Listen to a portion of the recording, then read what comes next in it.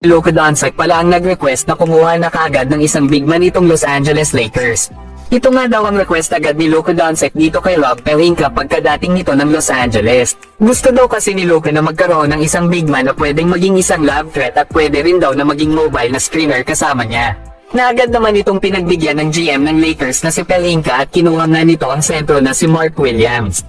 Binitawan naman ng Lakers sila Dalton Knecht, Cam Reddish kasama pa ang unprotected first round pick sa 2031 at isang pick swap sa 2030. Buti pa si Luka Doncic pinakinggan kaagad ang request ng front office ng Lakers na kumuha ng isang big man.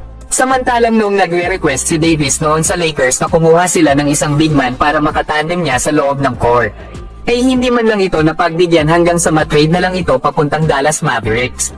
Kaya si Luka Doncic lang pala ang kailangan para mapilitan si Rob Pelinka na bitawan ang kanilang mga assets para sa isang sentro. Na kaya naman pala si Mark Williams ang kinuha ng Los Angeles Lakers kahit ito ay may mga injury issue na. Ay dahil sa 23 years old pa lang ito at pasok ito sa long-term plan para kay Luka Doncic. Sila kasi yung magsasama sa susunod na mga taon para sa future ng franchise ng Lakers. Marami din kasing pinagpipilian ng Los Angeles Lakers na mga veterano pero sa huli ay ang rising star big man na si Mark Williams ang kanilang kinuha. Luka got to LA on Sunday night.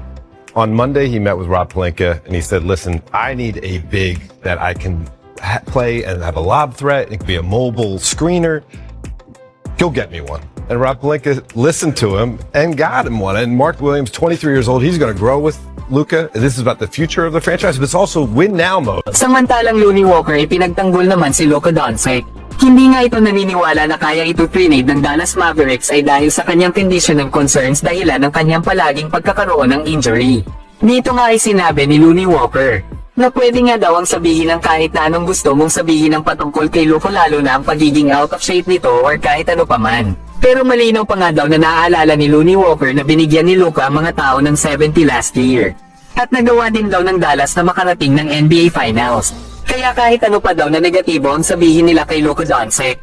Pero ang 24 to 25-year-old na nagawang makarating ng Finals, lalo at kung matatandaan ay nanalo na din daw ito ng EuroLeague MVP sa edad na 17. Kaya walang negatibo sa part nitong si Lonnie Walker lalo at isang magaling na bata itong si Luka Doncic. Isa nga daw itong future Hall of Famer at magiging isa nga din daw ito sa mga greatest player of all time. Kaya dapat daw ay humihingi sila ng apology dito kay Luka kagaya sa ingay ng pag-disrespect dito.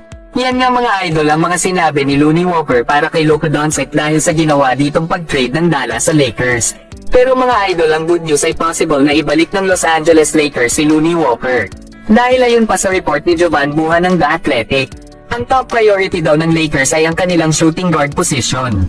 Hindi naman daw nagmamadali ang Lakers na punan ng kanilang ika-15 roster spot na sa ngayon ay available pa. At kung pupunan man daw ito ng Lakers ay panigurado na isa daw shooting guard.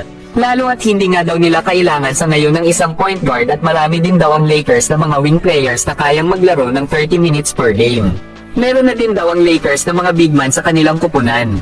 Kaya ang isang shooting guard daw talaga ang kailangan ng Los Angeles Lakers na kunin para sa kanilang pang 15 roster spot.